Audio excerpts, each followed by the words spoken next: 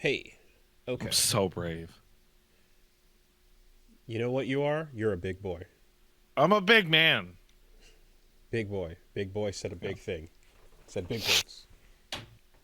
Um, I also this week checked out Scott Pilgrim Takes Off. Oh wow. Are you ready? So wait, hold on. I was so excited to get back into the discourse. Everyone's like, "Oh, the Scott Pilgrim discourse is coming," but like, no, it's the worst. But I was never gonna be as excited as the new Scott Pilgrim discourse, where everyone pretends that Metal Gear Solid 2 was beloved at release. So, uh, here's what I'll say about it without without spoilers. I liked it. It's Oh, they pretty put out a fun. trailer that shows off what the show Yeah, actually is but now. if you happen to okay, well, if you're just checking it out and you're where I was in the dark, uh, You know, I liked it. Um, spoiler discussion on that. Have you seen it? Do you care? I've not. I don't care anymore. Okay, See, here's so here's the best part. This so usually when you've seen something and I haven't seen it, we run into like a really horrible conversation in which I'm trying to like figure out what you're talking about based off of this. But this is great cuz I don't care to see it okay, because of what it is. huh? Okay, gotcha. Um, well, uh, so yeah, if you don't want any spoilers, then don't listen to this conversation, and I will get the timestamp in the notes for wherever it ends, so that you can skip forward. Right. So Scott Pilgrim takes off. The Appropriate name. the start, of course. This is a you watch it, you're getting it. You're like, this is the animated version after all these years, the definitive that we're getting, featuring the cast from the movie and the music from the game, and Anna Gucci's in there, and And some of the music from the movie too, which is as well hey, as yeah, and like I the know the Black Sheep by Metric is in there. and then the Brian Lee O'Malley art style and all of that coming together, and you're like, damn, it's been a long time coming, but here we are, we're finally doing it. And then you hit the end of the first episode, and it's like, oh shit, they're doing the thing. We're doing the rebuild. We're doing the FF7R. This is not a remake. It's a sequel. Wow. And so I'm like, oh, okay. That's not what I wanted. That's not what was on the tin. Okay. That's not what the promotional material implied it would be. No. Where are we going with this? And then so the first episode, everything is pretty much on point until the Patel fight. Yeah. And then the fight goes down, and then Matthew Patel wins. And it's like, hard cut to credits, right? So I'm like, what are we doing? You then continue along, and it won me over. I came into that like moment, especially being like, oh, is this the thing to do here? And it won me over. It really did. And the reasons why is I think like, okay, well, for starters, I'll say just seeing it animated, even just the parts we know and remember from back in the day, like I always interpreted the energy of reading Scott Pilgrim as like high octane, manic, wild shit popping off everywhere because of these like little in panel jokes or narration text and things. And the movie had its own tone to it.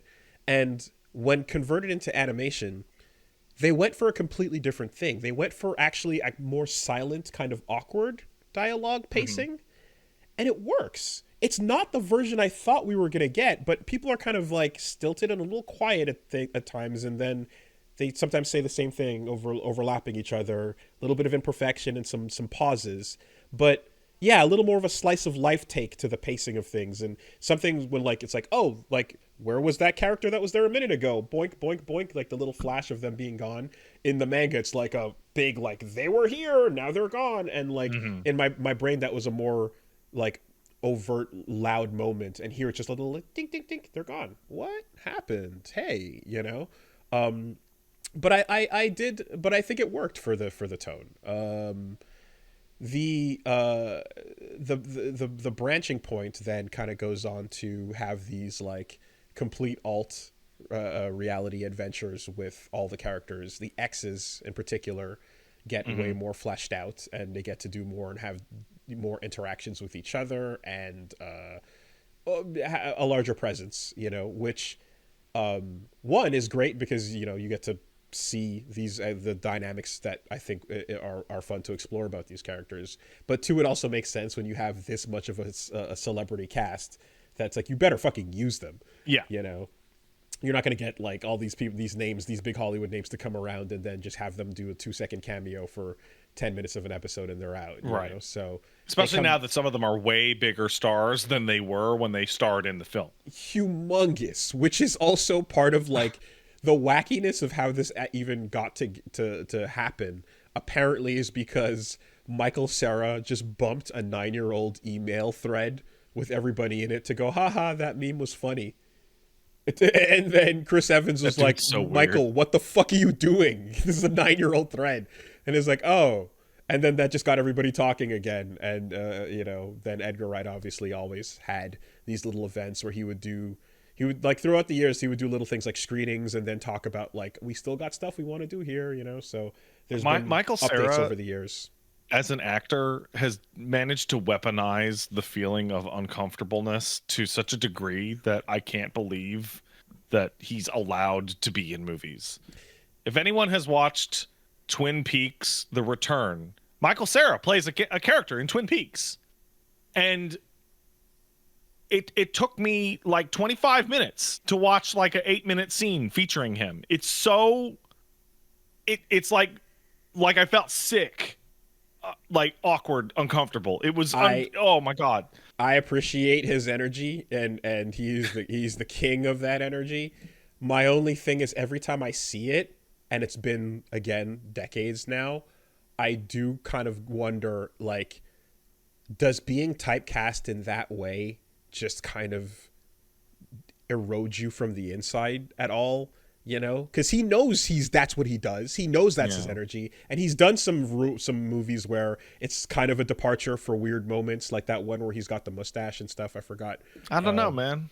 But you know, I don't know. It has to erode you somewhat. He has. I thought to it was like, okay in Kick-Ass. Yeah, like. Yeah, right. Not just that's the problem, isn't it? Yeah, I think he's gonna be in that, and I'm sure he turns down billions and billions of other people trying to do that. McLovin ain't necessarily getting the calls. I'll tell you that. I also thought Sarah was pretty decent in The Social Network.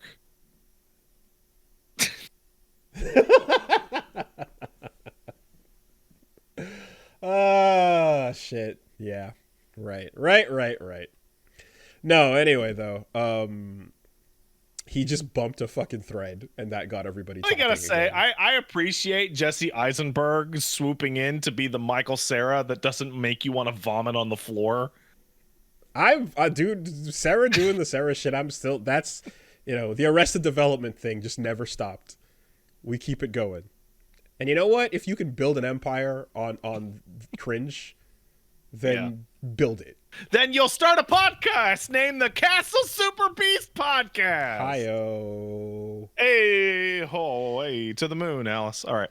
So you get you get to have these better fleshed out, you know, back characters and such. And I kind of forgot, but like thinking back to like the manga, like there was so much backstory exposition for the supporting cast, right? Everyone got a lot of their stuff fleshed out, but the X's definitely not as much because you had to go more into like Scott's past and then Kim's, you know, and then all the stuff that was there. So This was then another, and because we diverged in the timelines, it was another way to also kind of just have like these little fan service adventures, Mm-hmm. where it's like, what if these two were in the same room hanging out? What would that be like? You know, and then Edgar Wright throwing his shit in there, you know, getting his little his cameos and such.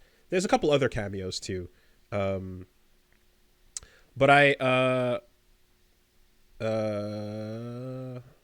sorry, yeah.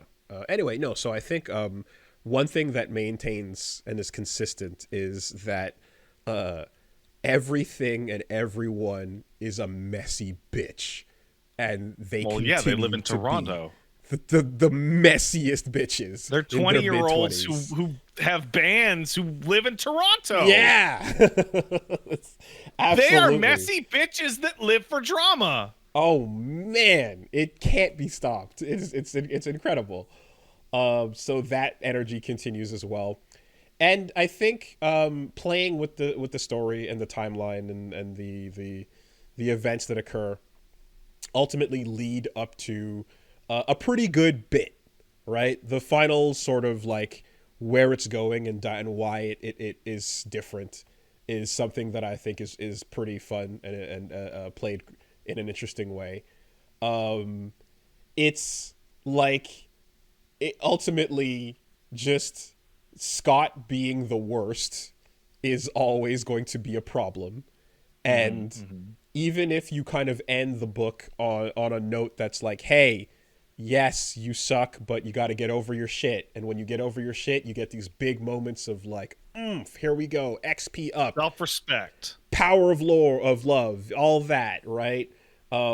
X strike, you know, but you don't you don't get to see what happens after the hero saves the day, of course. And in this case, with a fucking dumbass like him, with the way he acts, especially in like the in the limbo time when Ramona's gone initially to when he has to go get her back from Gideon towards the end of Volume 6 or towards the beginning of Volume 6, he's just like skeezing it up and being awful Scott, and you're like, okay, this is always going to be a part of him, right? The nega Scott that he, you know, whatever, fought and shit.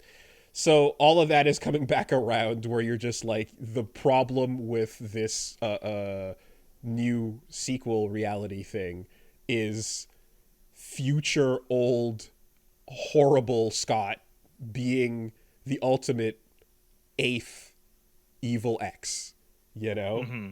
And he's in Doctor Light Shotokan mode, you know. Right.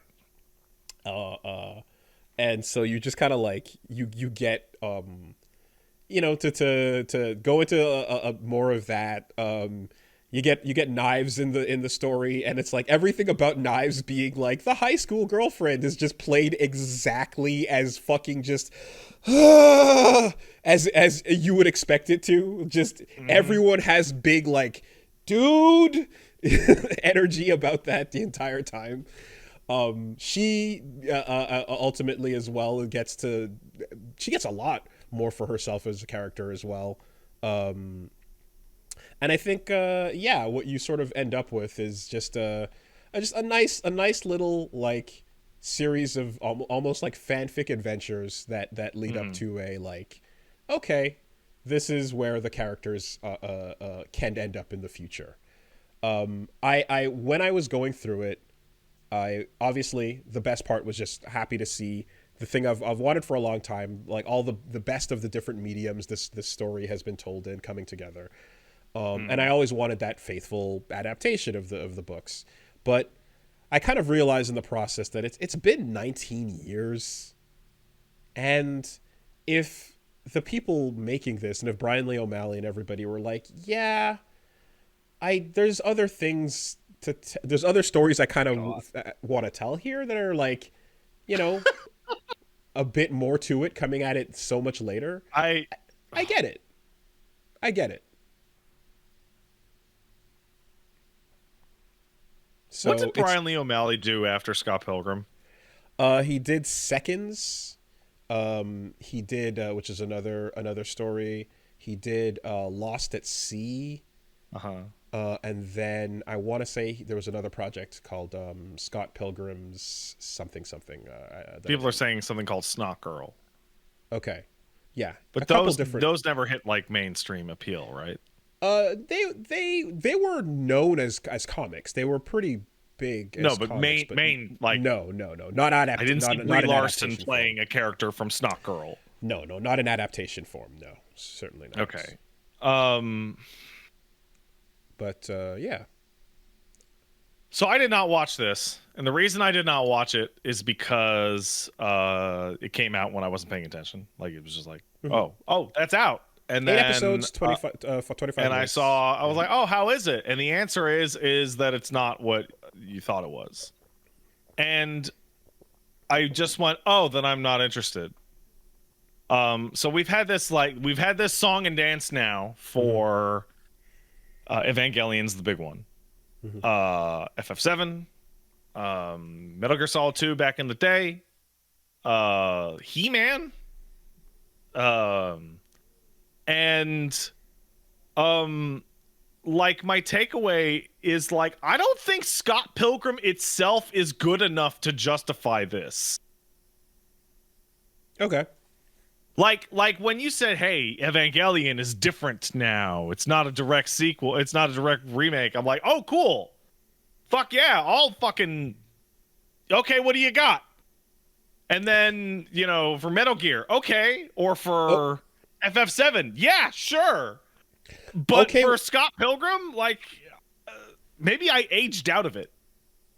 Yeah, I disagree. I like it. I've been a Scott Pilgrim fan. I know that I also am wondering about the fact that, for example, Ava got to a point where I'm like, I did not appreciate the divergence thing.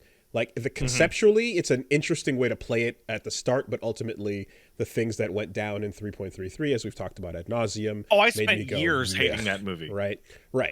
It wasn't until that point that it really got me going yeah. But I still do think the fucking 4-armed unit and the double Shinji cockpit with Kaoru is fucking badass as hell.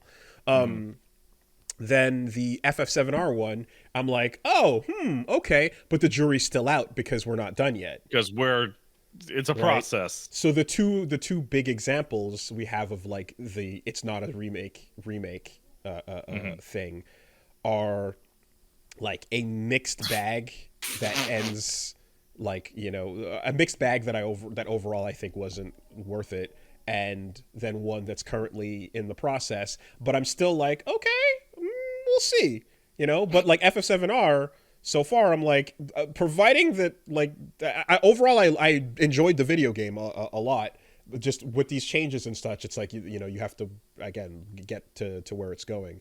With Scott Pilgrim, it's again certainly not what I expected, and I didn't think I really wanted that. But watching it, as I continued, I basically went, play, and then I kind of eyebrow up, where are you going with this? And then I liked where it went. That's kind of what it was. It was a process of initially feeling like I didn't expect that or necessarily want that to happen. I was looking forward to, just because I'd spent a long time too imagining how cool would it be to get a nice, cool animated series of this. Even also, I forgot to mention Robert Paulson animation too. The sprites, he gets a couple of moments in there. Street fight. Sorry? Good old Pirate Baby Cabana Street fight. Yes, Pirate Baby Cabana Street. Exactly, right. So the that sprite work is featured in a couple different spots throughout the show as well. I didn't initially think it's what I wanted, but going through it, I'm like, yeah, I like what you did, and it sold the premise by the end. It is also it's a series of characters where I'm just like, man, they're like, hey, you guys like Wallace Wells? Yeah, you do. Let's get some Wallace Wells. Everybody likes Wallace. Yeah, let's get some. Let's have an excuse to spend some time. Just have Wallacing it up. And Kim Pine's the best, and I'm like, I can Kim's do great. some more. I could do with some more Kim Pine. So it's like here's a little bit more, the hard here's a little bit cut more to Pine. Kim with feedback is the funniest joke in the live action adaptation. That is like by far, Yeah. by far. Yeah. Just as she's staring at him, you know. Yeah, the everyone loves Kim Pine. Let's get a little more Kim Pine going. Nice, there it is. And then even little bits where it's just like Matthew Patel who rolls in and has his like 2-second bit, and you're like, what the fuck is this character? Okay, there he goes. And they're like, yeah, let's push him a little bit more. And you're like, oh, it's okay, it's fun, you know.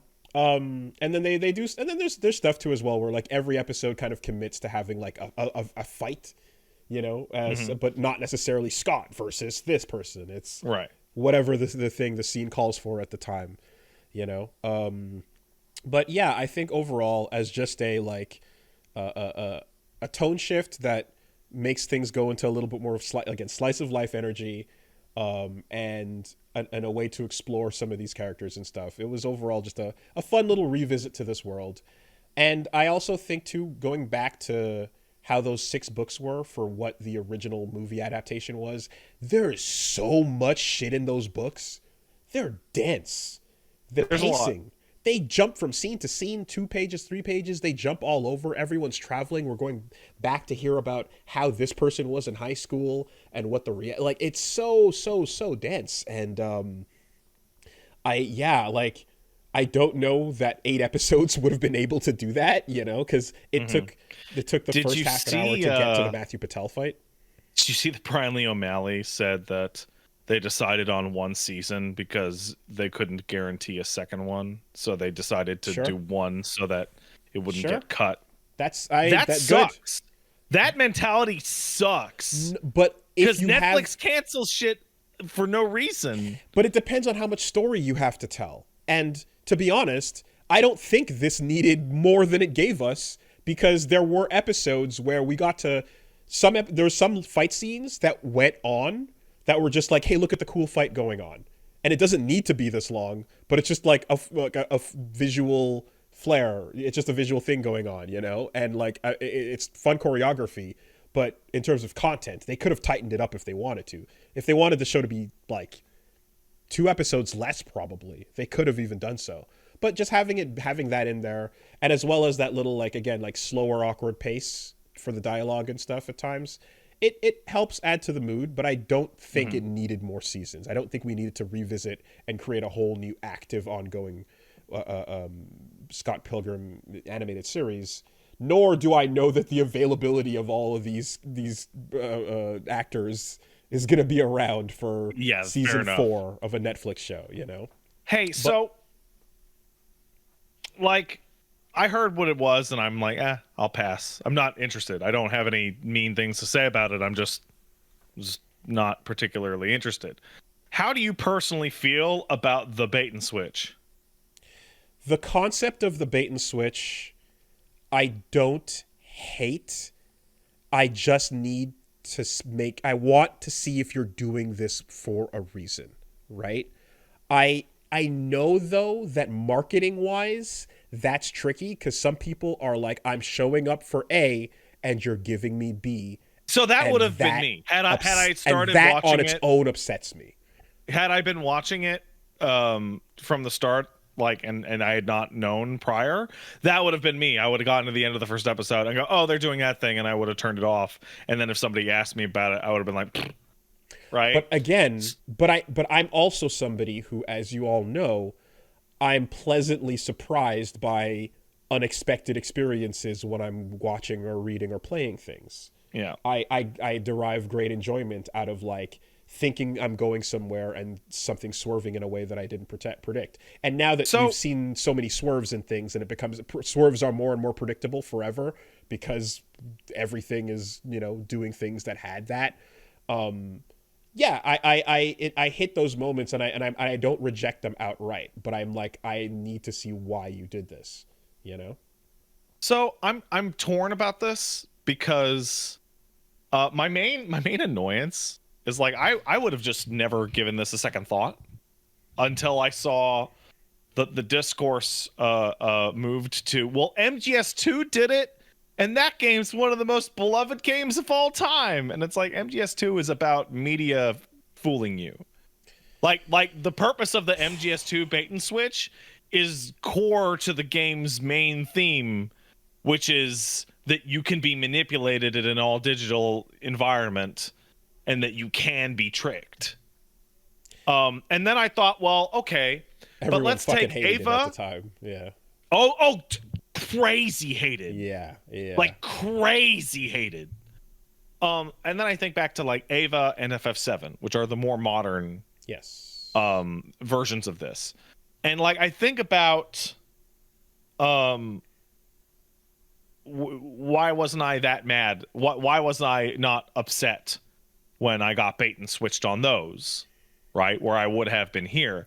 And then I came to the inflammatory decision that the reason why I did not get mad is because I used my eyes when I looked at their trailers and all the promotional material for Evangelion 1.0 and FF7 Remake were very overt, saying this is not a direct remake. It's very obvious that this is actually a sequel.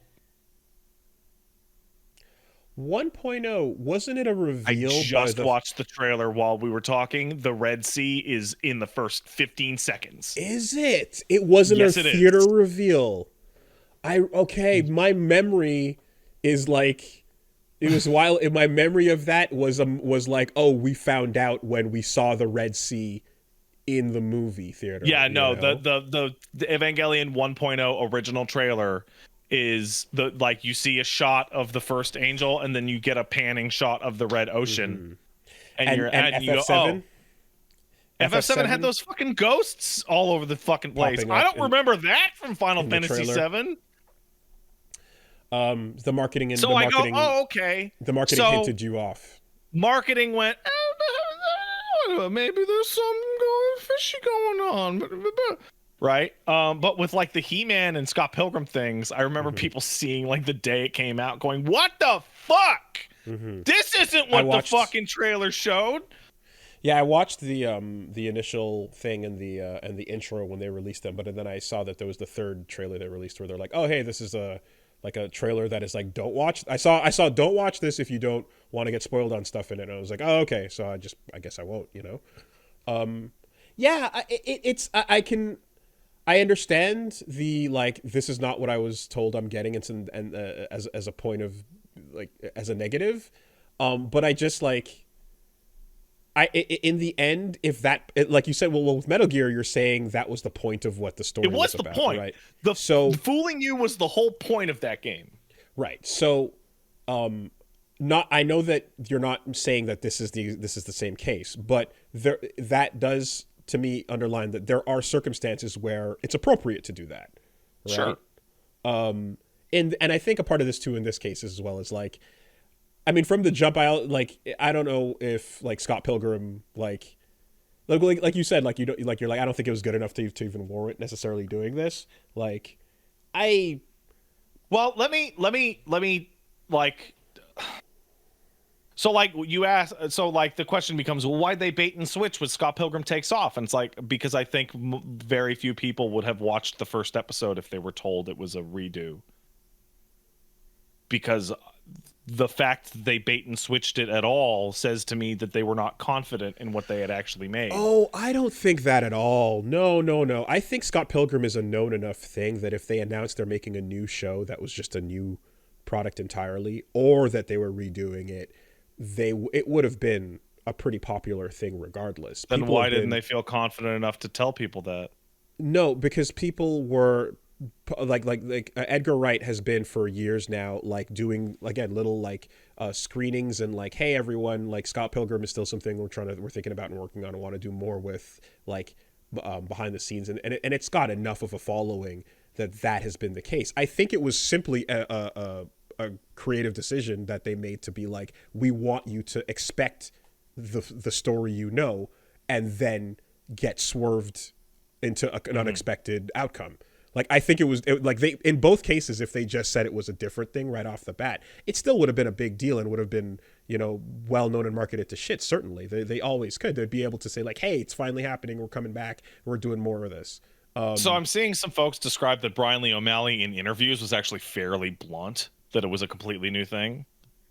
But Netflix would have been behind the promotion of the trailers and whatnot. Okay. So it seems that Netflix was unconfident. That was the pitch and how they did it, and he was talking about it in the interviews. Okay. Yeah. Then in which case, that I was not aware of. Which place? Netflix, man. Bad trailers. But I find it. Shaking my finger at you. But I just, maybe my worldview is too limited, and by being too close to all of this shit compared to what mainstream Scott Pilgrim knowledge is. But I feel as if either way, that name is like one that would have been like, oh, it's a new Scott Pilgrim thing that would have been popular. Like, announcing it as a remake or announcing it as a sequel, both would have had a pretty big media effect, and word would have traveled, especially with the giant cast involved, regardless. I don't see that as a major factor in that aspect of it.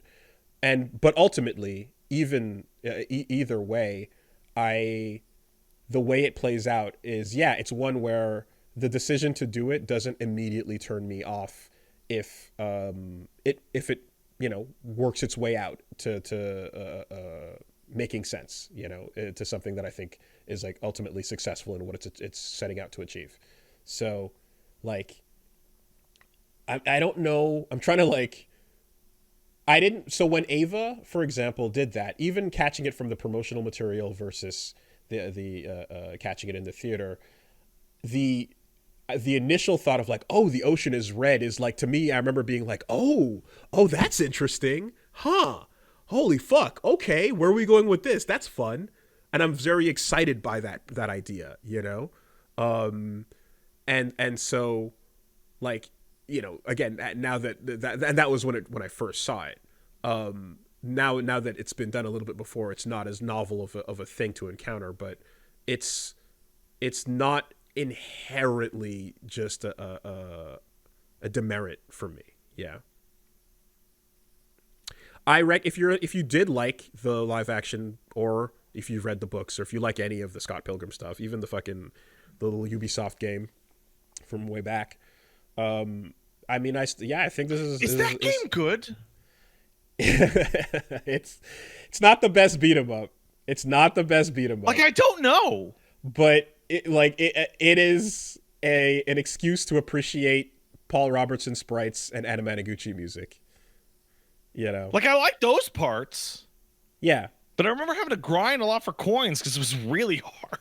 It's all right. It's fine. It's not like a bad one by any means. But overall, it wasn't like I didn't come at it and have the same impression where I'm like, oh shit, yo, River City Girls, look at all this shit you can do.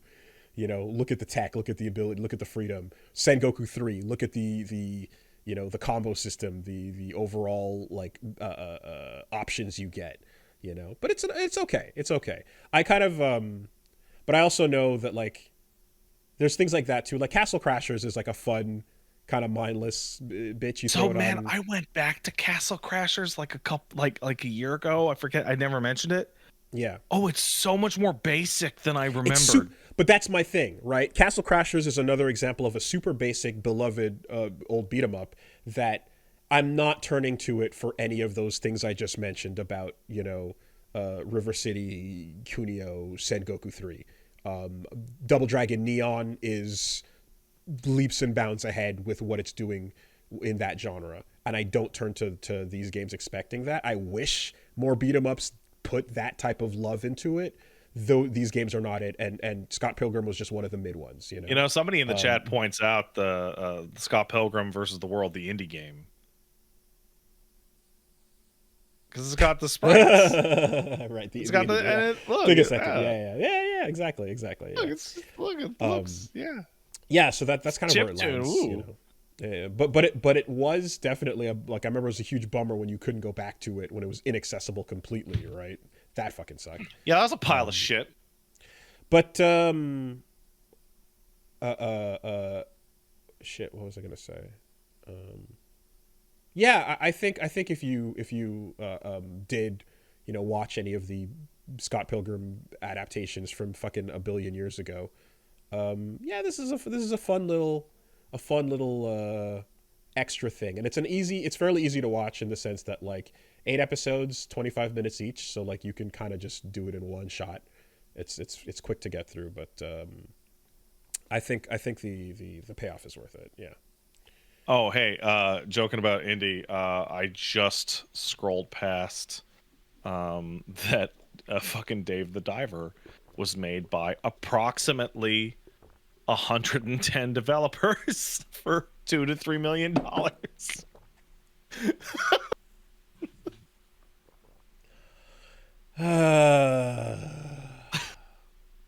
Because there's 30 core staff, and then there's 80 people in the special thanks at various levels of involvement. You know, Cave Story was published by Nicalis at one point, so Cave Story is not an indie game. That's right. Oh, fucking God, poor Pixel.